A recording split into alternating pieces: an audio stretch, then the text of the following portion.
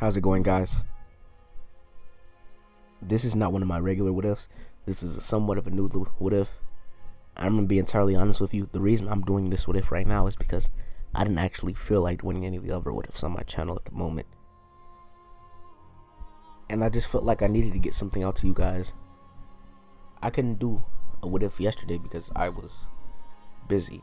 Let's just keep it at that. Had to take down some decorations and everything. I hope you guys just hop inside the comment sections.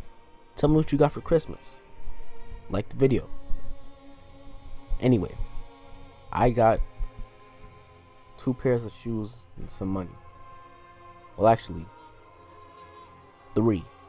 But like 4. But that's the thing. They weren't really Christmas gifts, seeing as I got them like a couple weeks in advance. Because I'm at the point where I'm old enough that when my father,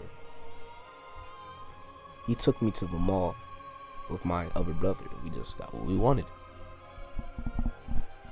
I'm old enough to the point where my gifts don't need to be a secret. Anyway, let's begin.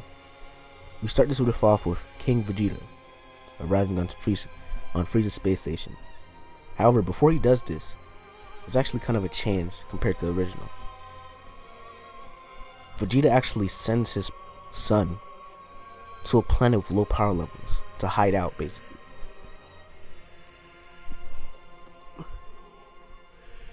This place is far enough away that there's a very big chance that Frieza will honestly avoid it, because it's such a far distance away and very far from any of the planets he holds. It could take decades before he gets there, if he even ever gets there. After this, although Vegeta is going to be sent, he protests a lot, saying that he's a Saiyan warrior. He doesn't need anyone to protect him. He's taken on planets, killed dozens, if not hundreds, thousands. He's been born and bred into this lifestyle. A perfect Saiyan warrior with potential even outmatching the king at this point. This is when that's why King Vegeta realizes that he has to protect his son. His son is the only hope that he thinks of for the Saiyan people. The greatest Saiyan born inside this generation. He tells Vegeta to stay on that planet and foster his strength until the point comes where he's able to strike back. Vegeta begrudgingly listens to his father, realizing how dire the situation is, however, not entirely agreeing with it. He's sent off to the Earth. Around the same time, the mission that Nappa, Raditz, and Vegeta went on during the time that planet Vegeta was destroyed, that mission was actually cancelled. This is when Bardock comes into his home, telling Raditz to take his brother and get off world this moment.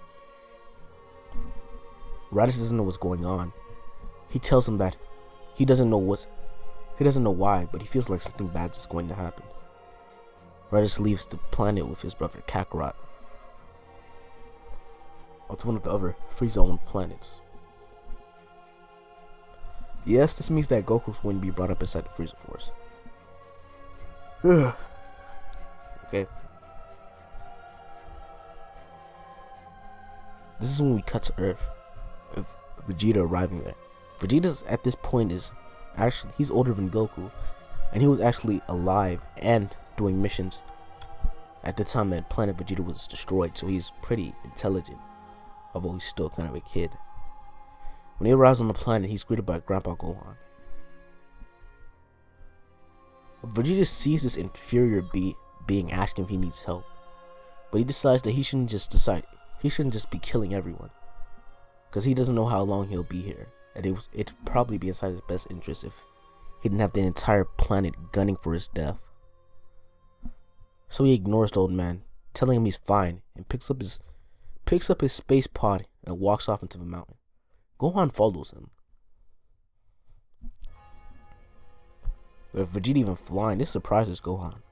But Gohan, he's no pushover. begins moving pretty fast. Not fast compared to Vegeta, but it's pretty impressive, seeing how low the initial power levels of this planet was. Gohan walks up to him and asks the kid, is he sure that he doesn't need any help or he doesn't want anything to eat? Vegeta's stomach starts rumbling, and he makes his way back to Gohan's house and gets him some food. And over the past couple of years, Gohan and Vegeta had become relatively close. Gohan's not actually killed because Vegeta's an elite and he can actually control his Ozaru transformation. However, they're not super close. Vegeta doesn't live in his house. He prefers to stay inside the forest, not wanting to be a burden. He just hangs out with Gohan every once in a while to get some food and company. This is when we cut over to Raditz. Many years has passed, and Raditz, he actually hadn't introduced his brother into the Frieza Force yet. Frieza knows about his existence. Raditz just keeps making excuses for Goku, telling him that he's too young right now, to the point where he can't even walk. And remarks like that, kind of keeping Frieza off his tail until he's got to the point where he's forced to join the Frieza Force. During this time, Raditz takes him to a planet that's a bit out of the way, pretty far into the space boonies if you watched TFS. This being Planet Namek. The Namekians are a pretty peace-loving race. Raditz had actually found this place when he first left Planet Vegeta. Although he was heading for a Frieza planet, he actually kind of changed off course, seeing as Frieza had just destroyed the world and he's probably planning on killing all of the Saiyans. This is where he found this place. Although he was a little hostile at first, he wasn't strong enough to do the Namekian warriors any real damage, and he actually kind of took them in. Raditz spent around a year here. He actually learned how to control his power. And he actually had his potential unleashed by Guru. So Raditz at this point has a power level of around 15,000. But he keeps all of that suppressed, to the point where his power level only registered at around 4,000.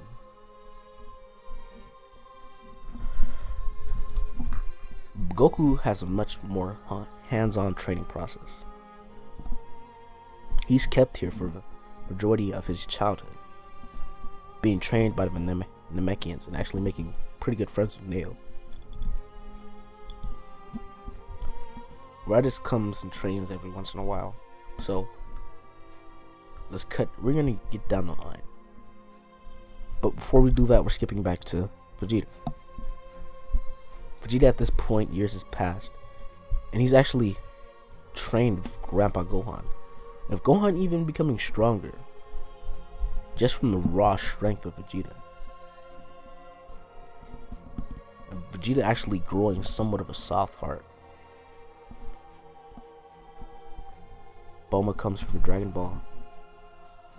This is where Vegeta actually goes through the adventures of Dragon Ball with no real difficulty, seeing as his strength is to the point where nothing can really challenge him on Earth, unless you account Majin Buu, who's not going to wake up for at least another 30 years. This is when we cut back to Goku. Raditz comes one day, telling Goku that they need to leave. Goku asks why is this. He says that it's time that Goku joins the Frieza Force. He had actually managed to hide Goku away for a while, but Frieza had become impatient and wants the Saiyan to either join his force or die. Goku actually hasn't had his potential unleashed at this point, and he's sporting around with a power level of 5,000 just from his training. Goku gives a teary-eyed farewell to Nail and others. This is when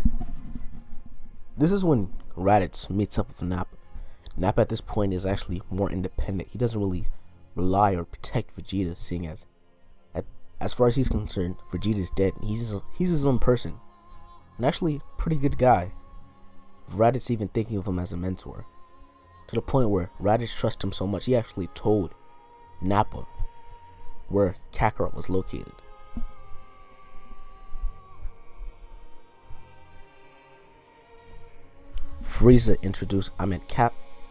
Raditz introduces Kakarot to Frieza, who is intrigued, telling him that he'll make a fine soldier. Goku being completely motionless and pretty scared, seeing as he can feel Frieza's power.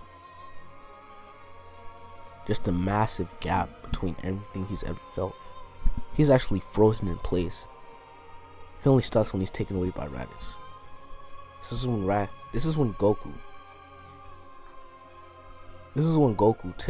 This is when Goku goes with Raditz and Nappa into a room to train. Raditz tells Goku that this is going to be entirely different from anything he's ever known. That he either becomes ruthless or he dies.